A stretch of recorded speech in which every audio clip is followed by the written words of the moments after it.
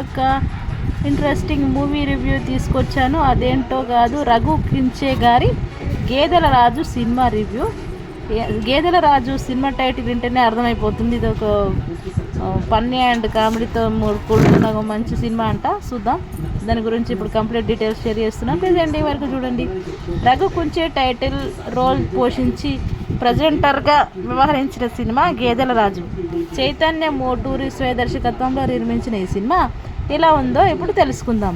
రఘు కుంచే బేసికల్గా TV host, ఆ పైన dubbing artist, music director come singer. అయితే 6 ఏళ్ల క్రితం వచ్చిన పలాసా సినిమా అతనిలోని నటుడిని జనాలకు పరిచయం చేసింది. దాంతో అతని కోసం అంటూ కొందరు రచయితలు పాత్రను రాయటం మొదలు పెట్టారు. అలాంటి పాత్రే గేదెల రాజు కూడా.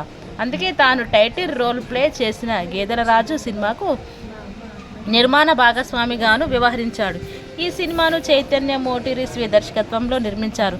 కొంతకాలంగా వాయిదా పడుతూ వచ్చిన గేదెల రాజు మూవీ శుక్రవారం జనం ముందుకు వచ్చింది.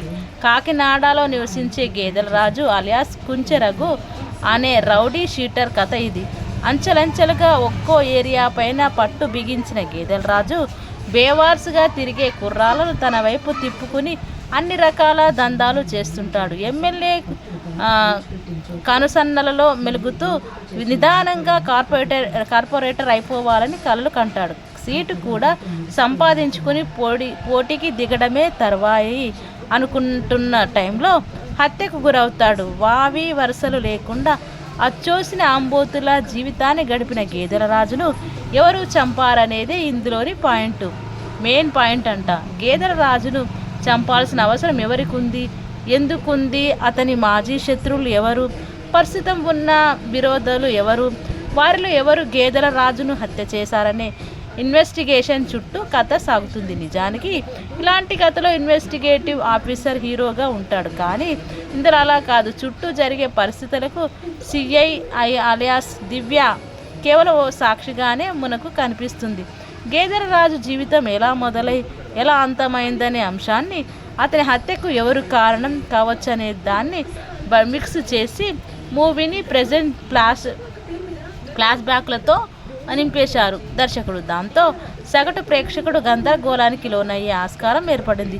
రౌడీ షీటర్ జీవితంలో జరిగిన సంఘటనలు తెరకెక్కించే క్రమంలో దర్శకుడు చైతన్య మోటూరి చాలానే తడబడ్డాడు. గేదెల రాజు పాత్రను ఎస్టాబ్లిష్ చేయడంపై చూపిన శ్రద్ధ మిగిలిన విషయాలపై పెట్టలేదు. ప్రధాన పాత్రను సైతం దర్శకుడు తన చేతిలో కీలుబొమ్మలా ఇష్టానుసారంగా నడిపేశాడు. పొలిటీషియన్ను కూడా తన గ్రిప్లో పెట్టుకునే గేదెల రాజు పాత్ర కార్పొరేటర్ ఎన్నికల్లో గెలవడం కోసం ఆస్తులు అమ్ముకున్నట్టు చూపడం అసలు అత్తక లేదు. ఇక గేదెల రాజుతో గతంలో గొడవపడిన శత్రువులపై అనుమానం వచ్చేలా దర్శకుడు ఈ కథను సన్నివేశాలలో రాసుకున్నాడు. అతని హత్య చేసే ఆస్కారం ఎవరికి ఉందనే విషయంలో ప్రేక్షకులకు హింటు ఇస్తూనే అది తప్పు అని భ్రమించేలా చేశాడు. దాంతో క్లైమాక్స్లో డైరెక్టర్ మైండ్ గేమ్ను అప్లై చేశాడు తప్ప మరొకటి కాదనే నిర్ణయానికి ఆడియన్స్ వచ్చేస్తారు. పైగా క్లైమాక్స్లో కూడా క్లారిటీ లేకుండా హడావిడిగా ముగించేశారు. అవకాశం లభిస్తే దీనికి సీక్వెల్ తీయాలనే కోరిక మేకర్స్కి ఉందేమో అనిపించింది. అసలు నిజ సినిమా ఆడినప్పుడే సీక్వెల్కి క్రేజ్ వస్తుందనే బేసిక్ థింక్ కూడా దర్శక నిర్మాతలు మర్చిపోయారేమో అనిపిస్తుంది. నటీనటుల విషయానికి వస్తే గేదెల రాజు పాత్రలో రఘు కుంచే బాగా ఒదిగిపోయాడు. అయితే అతనిలోని క్రూరత్వాన్ని పూర్తి స్థాయిలో తెర మీద చూపించలేదు. మనిషిలోని కుచితాన్ని సన్నివేశాల పరంగా ఎలివేట్ చేసిన ఎందుకో పూర్తి స్థాయిలో అది ఎస్టాబ్లిష్ కాలేదు. గేదెల రాజు ఒకప్పటి స్నేహితుడు, ప్రస్తుత విరోధి శివయ్యగా రవి చిన్నిబెల్లి బాగా చేశాడు.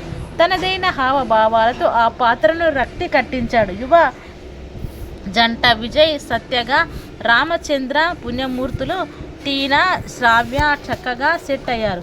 అలానే మరో జంట రీచ్ మీరాగా, వికాస్ కలపాల, మౌనిక బాగున్నారు. వీరిపై చిత్రీకరించిన మెలోడీ సాంగ్ హృదయంగా బాగుంది. ఈ నలుగురు పాత్రోచితంగా నటించారు. గేదెల రాజు ప్రత్యర్థి పాత్ర పోషిస్తున్న శ్రీకాంత్ అయ్యంగారును పెద్దగా ఉపయోగించుకోలేదు. ఇక సిఐ పాత్ర పోషించిన దివ్య పూర్తిగా తేలిపోయింది. ఏదో డైలాగ్స్ అప్పు చెప్పినట్లు ఉంది తప్ప పాత్రను ఓన్ చేసుకుని నటించినట్లు అనిపించలేదు. ఇది సినిమాకు పెద్ద మైనస్. ఇతర పాత్రల్లో లోహిత్, అఖిల్, కిట్టయ్య అనే తదితరులు కనిపిస్తారు. రఘు కుంచే స్వర రచన, నేపథ్య సంగీతం కూడా బాగుంది. కాకపోతే కథను గందరగోళపరచకుండా మరింత సులువుగా స్ట్రైట్ నేరేషన్లో చెప్పి ఉంటే ఈ సినిమా రీచ్ బాగుండేది. కానీ దర్శకుడు స్క్రీన్ ప్లే విషయంలో చేసిన మ్యూజిక్ రివర్స్ అయ్యింది.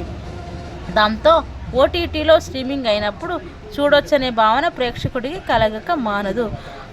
ఈ సినిమాకి వచ్చేసి రేటింగ్ వచ్చేసి 2.5/5 అనమాట. ట్యాగ్లైన్ అయోమయపు గేదెల రాజు. సో ఇదండి గేదెల రాజు యొక్క మూవీ అప్డేట్. మరిన్ని అప్డేట్స్ మళ్ళీ ముందుకు ఇలాగే వస్తుంటాను. Thank you so much everyone.